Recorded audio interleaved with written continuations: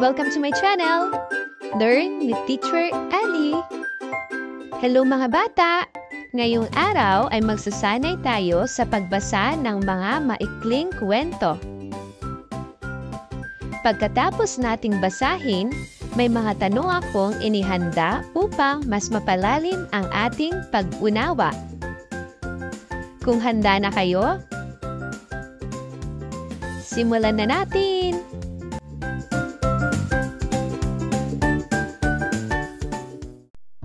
Pagbasa at pag-unawa. Ang aso ni Rosa. Si Rosa ay may alagang asong si Bantay. Tuwing umaga, sinasamahan siya ni Bantay sa palengke. Isang araw, nawala si Bantay.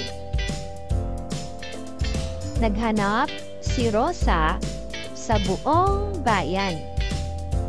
Makalipas ang ilang oras, natagpuan niya si Bantay na tumutulong sa isang matandang nanliligaw. Natuwa si Rosa sa kabutihan ni Bantay. Mga bata, basahin natin ulit. Ngayon ay sabayan niyo naman ako. Ang aso ni Rosa. Si Rosa ay may alagang asong si Bantay. Tuwing umaga, sinasamahan siya ni Bantay sa palengke. Isang araw, nawala si Bantay. Naghanap si Rosa sa buong bayan. Makalipas ang ilang oras, natagpuan niya si Bantay na tumutulong sa isang matandang nanliligaw. Natuwa si Rosa sa kabutihan ni Bantay. Mga bata, kayo naman ang magbasa.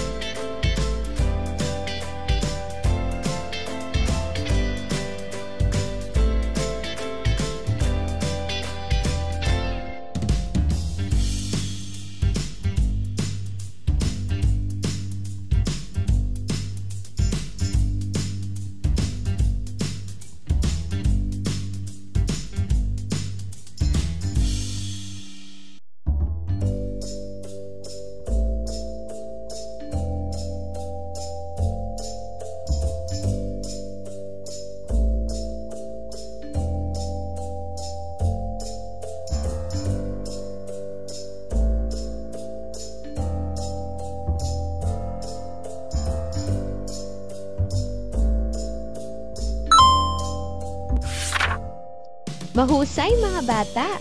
Yeah! Mga tanong.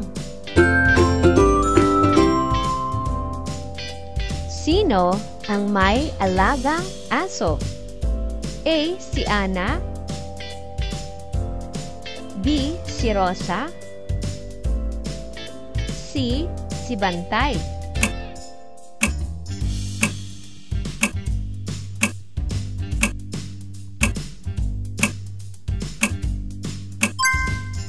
Ang tamang sagot ay B. Si Rosa. Ano ang pangalan ng alagang aso ni Rosa? A. Si Bantay, B. Si Max, C. Si Joey.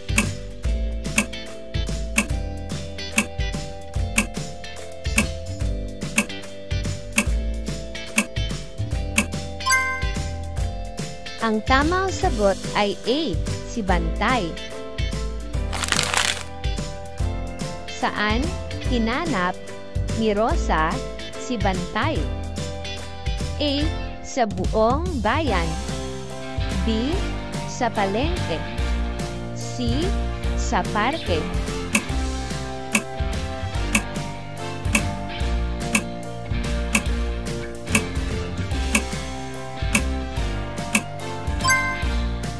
Ang tamang sagot ay A, sa buong bayan.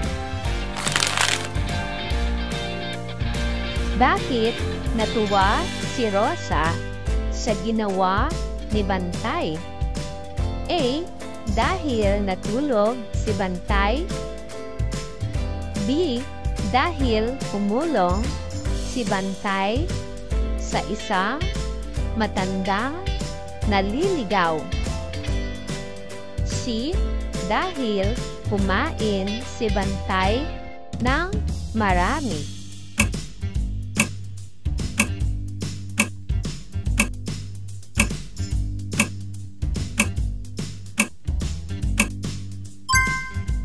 Ang tamang sagot ay D, dahil tumulong si Bantay sa isang matandang naniligaw.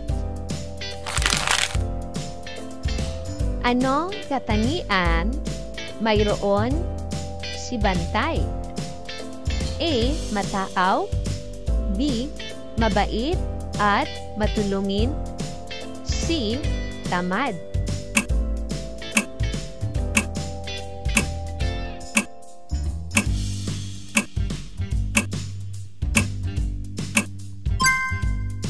Ang tamang sagot ay D, mabait at matulungin. Ang matalinong gagamba. Isang araw, may gagambang nagngangalang Gani. Sa gitna ng ulan, nasira ang kanyang bahay. Pero hindi siya sumuko. Ginamit niya ang kanyang talino upang maghabi ng mas matibay na sapot. Sa huli, nagtagumpay si Gani at ang kanyang bagong tahanan ay hindi na muling nasira. Mga bata, basahin natin ulit. Ngayon, ay sabayan niyo naman ako. Ang matalinong gagamba. Isang araw, may gagambang nagngangalang Gani. Sa gitna ng ulan, nasira ang kanyang bahay. Pero hindi siya sumuko. Ginamit niya ang kanyang talino upang maghabi ng mas matibay na sapot. Sa huli, nagtagumpay si Gani at ang kanyang bagong tahanan ay hindi na muling nasira. Mga bata, tayo naman ang magbasa.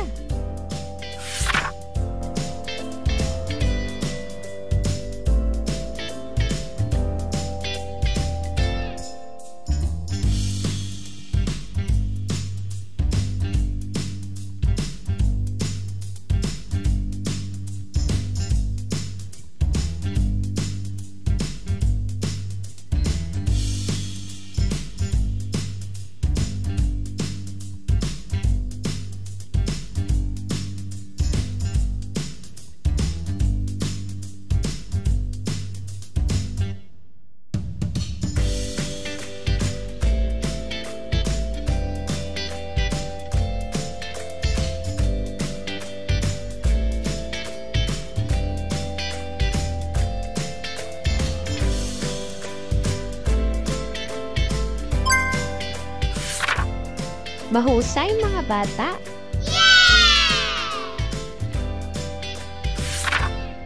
Mga tanong. Ano ang pangalan ng gagamba? A. Si Benny, B. Si Gani, C. Si Nilo.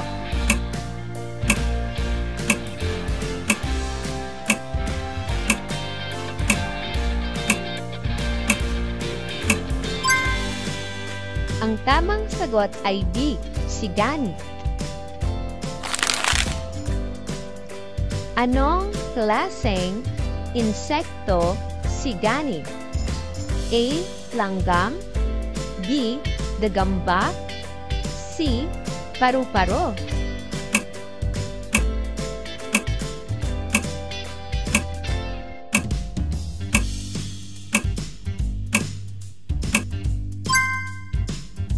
Ang tamang sagot ay B. Gagamba. Bakit nasira ang kanyang bahay? A. Dahil sa hangin, B. Dahil sa ulan, C. Dahil sa init.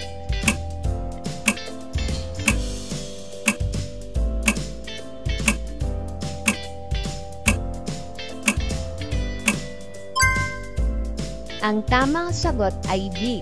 Dahil sa ulan. Ano ang ginawa ni Gani para mapatayo ulit ang kanyang bahay? A. Gumawa siya ng mas malaking sapot. B. Gumamit siya ng kanyang talino upang maghabi ng mas matibay na sapot. C. Naghintay siya ng tulong mula sa ibang gagamba.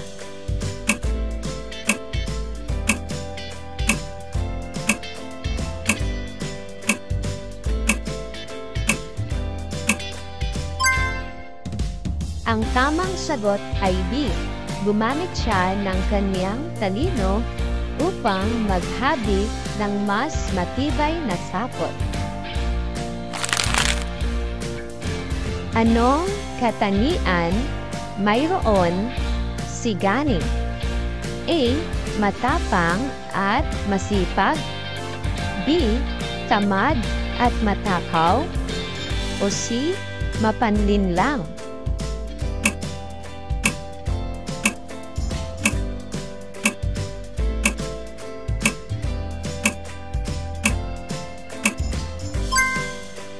Ang tamang sagot ay A.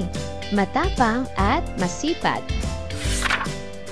Mahusay mga bata!